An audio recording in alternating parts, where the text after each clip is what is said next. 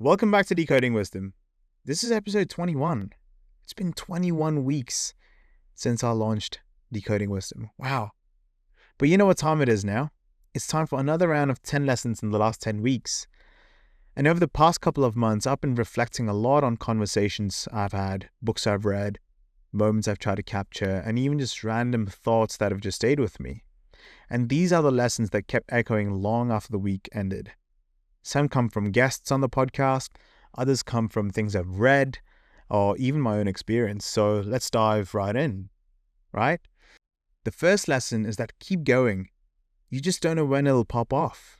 And this one's inspired by the keep going curve from Visualize Value. I'll link in the description below and flash it up on the screen as well. It essentially shows two identical journeys, but in one, the person stops just before the results start to arrive. And it's such a powerful visual and metaphor for life, because whether it's building a career or business or improving your health, you need to understand that results are not linear. We often give up right when things are about to start compounding. And in today's instant gratification culture where patience should be the name of the game, the idea of staying consistent with no applause is so underrated. But that's where the breakthroughs happen. So if that's you in this position when you can't see the fruits of your labor, don't give up. Keep going. All right? Lesson 2. Resistance requires awareness. And this came from my chat with Amit Vengrelekar from episode 14, who used to be the S&C coach of Lucknow Super Giants at the IPL. And he said one thing that really stood out. He said, we need to resist, but we need to have awareness in order to build resistance. And it really struck me. Whether it's physical pain, mental fatigue, or burnout, we numb ourselves until we actually can't. And awareness is the first domino to fall. And in a noisy world, the ability to pause and recognize what's happening internally is becoming the real superpower. So you can't manage what you don't measure. Remember that. The third lesson is that legacy isn't built by moments, they're built by standards. And this one was a personal realization when I was creating the tribute to Virat Kohli as one of the episodes. I used to think that legacy was created in grand performances or career milestones, but after studying Virat Kohli's career, I've come to believe that it's built by the standards you set yourselves. You know, the way you show up when no one's watching. So think about this. Your small actions that you take every day, repeated with intention, create a much larger impact than one-off victories. Again, the key right there is intent. Your actions need to be backed by intent or have intent in them. And the world that we live in celebrates the final shot, but legacy lives in those efforts that you put in behind the scenes. Always remember that. Lesson 4. Half of the solution in a problem is just identifying the problem. And this comes from Handreen Hussain from episode 16, my good mate, who actually said, half the solution is figuring out what the problem is at its core and then identifying your role in it. What part did you play in this problem? And in a world which is obsessed with quick fixes, this is a huge reminder for us to pause, assess, and take responsibility.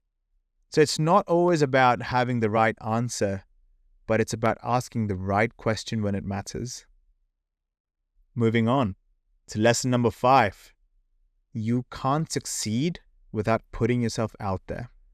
This also comes from Handreen Hussain, who shared his story of vulnerability and boldness, and I'll link all of this in the description to this episode. But this one really hit home. Many of us just wait for confidence before actually acting out. But confidence comes from action. If you don't perform the action, how are you going to improve your confidence? So putting yourself out there opens doors you didn't even know existed. And in today's creator economy, people are afraid of failure, right? But I think hiding is more dangerous than failing. So make use of it, mate. You just never know. Lesson number 6 is actually a quote from Quade, who played rugby for Australia and is arguably one of the all-time greats.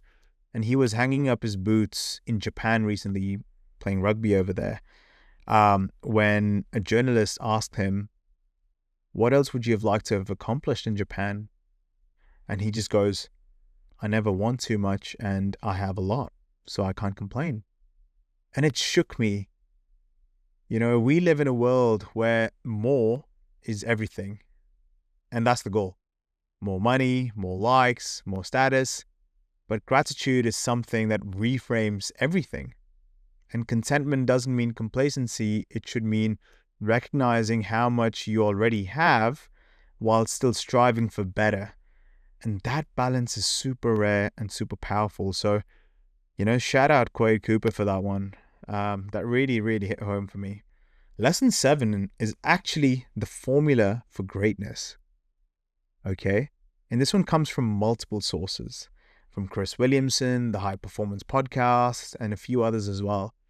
But it's a reminder, that the bar for greatness isn't as high as we think. And the formula is that a gram of talent, a little bit of consistency, and a great work ethic equals greatness. That's it. That's the winning formula. And most people give up on day 15, but just staying in the game puts you ahead of the curve.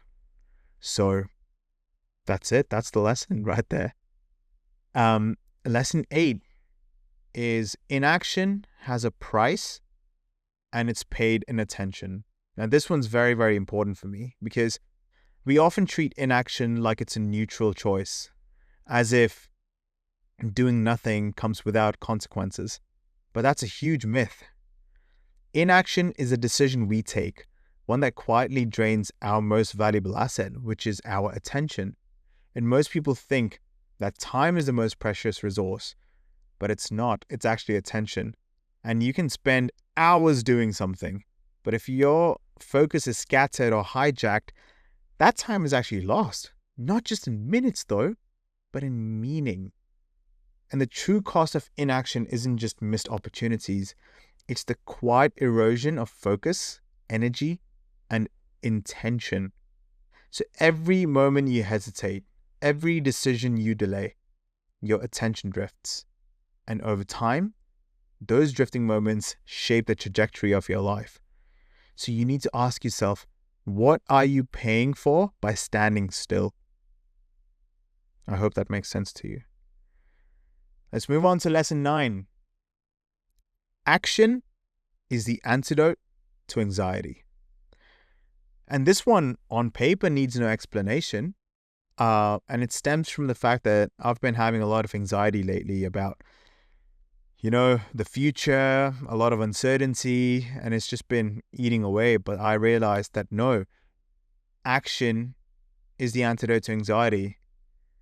When you think about it, anxiety builds in stillness and overthinking, but movement of any kind breaks that spiral. So you just don't need to fix everything. It's about taking that next step. Do something, because the action actually creates momentum, and that momentum changes your state. So that's one of the things I've really, really realized over the last 10 weeks is anxiety is fine. You can sit and do nothing about it and let it just eat you up. Or what's the next thing I could do? Let's do that. Then let's see where it goes. And then you actually get into momentum and things change. And the last lesson, lesson 10, is actually a quote by Tim Ferris. And he says, the life that you want is on the other side of the difficult conversation you're unprepared to have with yourself. And this one's very personal, I found that some of the biggest shifts in my life came after awkward, painful, or uncomfortable conversations. And we often avoid them as human beings, thinking we are maintaining peace. But in reality, sometimes we are prolonging discomfort. Think about the relationship you want, the clarity that you seek, or the opportunity you're chasing. They're actually all waiting behind a conversation you're not ready to have with yourself. So have it. Why not? Comfort lies in discomfort. Always remember that. So that's it. 10 lessons in 10 weeks. Let me know which one hit hardest for you. And if you got any value from this episode, share it with a friend, or post it on your story. Tag me, whatever. Do it. I'd love to see. And until next time, you know the drill. Keep decoding and keep growing. I'll see you next week.